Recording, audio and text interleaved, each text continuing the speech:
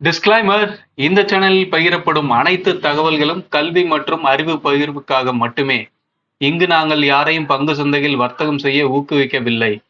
இங்கு பகிரப்படும் அனைத்து தகவல்களும் எங்களின் தனிப்பட்ட கருத்து. மிக முக்கியமாக, நான் செபியில் பதிவு செய்யப்பட்ட ஆலோசகர் அல்ல. Hi, hello, welcome back to our channel options master guide. இது பார்த்தீங்கன்னா, நாம வெள்ளிக்கிழமை மார்க்கெட் தொடங்குறதுக்கு முன்னாடி நிஃப்டிக்கு கொடுத்திருந்த லெவல்ஸ் இந்த 4 கிரீன் கலர் லைன்ஸ். இந்த லெவல்ஸ் அன்னைக்கு எப்படி ரெஸ்பாண்ட் ஆயிருக்கு அப்படின்றத பாருங்க. மார்க்கெட் ஓப்பன் பிரைஸ் 24,639 அங்கே ஓப்பன் பண்ணியிருக்கான். ப்ரீவியஸ் க்ளோஸ்க்கு மேலே தான் ஓப்பன் பண்ணியிருக்கான். ஓப்பன் பண்ணவும் பார்த்தீங்க அப்படின்னா டைரக்டாக வந்து நம்மளோட R1 அங்கே தான் ஃபர்ஸ்ட் ரிஜெக்ஷன் ஆயிருக்கான். அதுக்கடுத்து பார்த்தீங்கன்னா திரும்ப ப்ரீவியஸ் டே ஹையில் அங்கே சப்போர்ட் எடுத்திருக்கான். எடுத்துட்டு 900 வரையும் போயிருக்கான். 900 வரையும் போனவன் திரும்பியும் ரிவர்சல் அவனோட எக்ஸாக்ட் சப்போர்ட் எங்க எடுத்திருக்கான் அப்படின்னு பாத்தீங்க அப்படின்னா நம்மளோட R1ல தான். ஃபர்ஸ்ட் R1ல ரிஜெக்ட் ஆயிருக்கான். R1ல ரிஜெக்ட் ஆகி ப்ரீவியஸ் டே ஹைல சப்போர்ட் எடுத்திருக்கான். R1 பிரேக் பண்ணி மேல போனவன் அடுத்த கரெக்ஷன் பாத்தீங்க அப்படின்னா நம்மளோட R1ல தான் எடுத்திருக்கான். எடுத்துட்டு ப்ரீவியஸ் டே ஹையே பிரேக் பண்ண முடியல, அப்படியே ஒரு சைட்வேஸ் போயிட்டு மார்க்கெட்டை இப்போ 24,853ல முடிச்சிருக்கான். ஓகே, நாம அன்னைக்கு இந்த லெவல்ஸை கொடுத்ததை தாண்டி அன்னைக்கு என்ன சொல்லியிருந்தோம் அப்படின்னா, மார்க்கெட் 700 அந்த 700க்கு மேல நின்று பிரீமியம் சப்போர்ட் கிடைச்சது அப்படின்னா அந்த இடத்துல மார்க்கெட் நல்ல ஒரு ட்ரெண்டியான மூவ் அப்படின்றத சொல்லியிருந்தோம். 700 பிரேக் பண்ணி 900 வரையும் வந்துட்டான். 200 பாயிண்ட் நல்ல ஒரு மூவ்மெண்ட் கிடைச்சிருச்சு.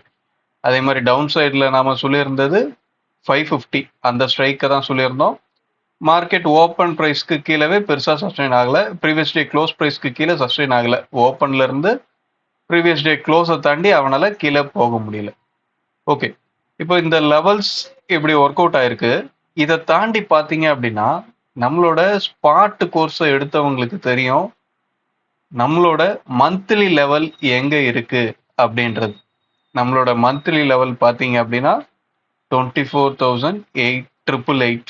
இதுதான் பார்த்தீங்கன்னா இந்த மே மந்தோட R1 மார்க்கெட் பார்த்தீங்க அப்படின்னா எக்ஸாக்டா பார்த்தீங்கன்னா அந்த ஏரியால தான் இப்போதைக்கு சஸ்டெயின் ஆகி நின்று இருக்கான்.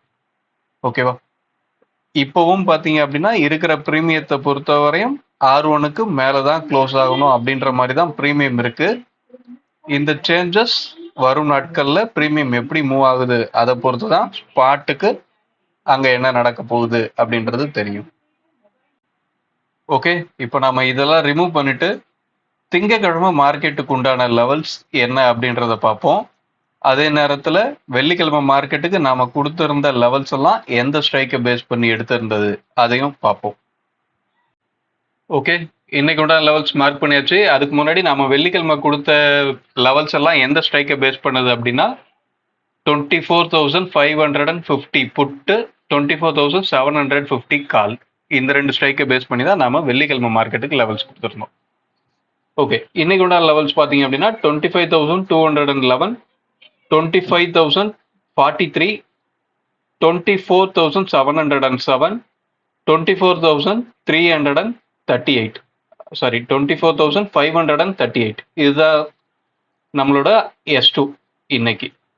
ஓகே, இந்த லெவல்ஸை தாண்டி நம்ம சார்ட்ல என்னெல்லாம் மார்க் பண்ணியிருக்கோம் அப்படின்னா ப்ரீவியஸ் டேவோட ஹை லோ, ப்ரீவியஸ் டேவோட க்ளோஸ், இன்னை ஓப்பன் தெரிஞ்சதுக்கு அப்புறம் இன்னை ஓப்பன், அதை தாண்டி லாஸ்ட் மந்தோட ஹை, லாஸ்ட் லோ, அதே மாதிரி லாஸ்ட் வீக்கோட ஹை லோ, இதை தான் நம்ம மார்க் பண்ணியிருப்போம். நமக்கு பார்த்தீங்க அப்படின்னா லாஸ்ட் வீக்ல எக்ஸாக்டா வியாழக்கிழமை பார்த்தீங்க அப்படின்னா லாஸ்ட் மந்தோட ஹைல தான் சப்போர்ட் எடுத்து மார்க்கெட் இப்போ மேலே வந்துகிட்டு இருக்கு.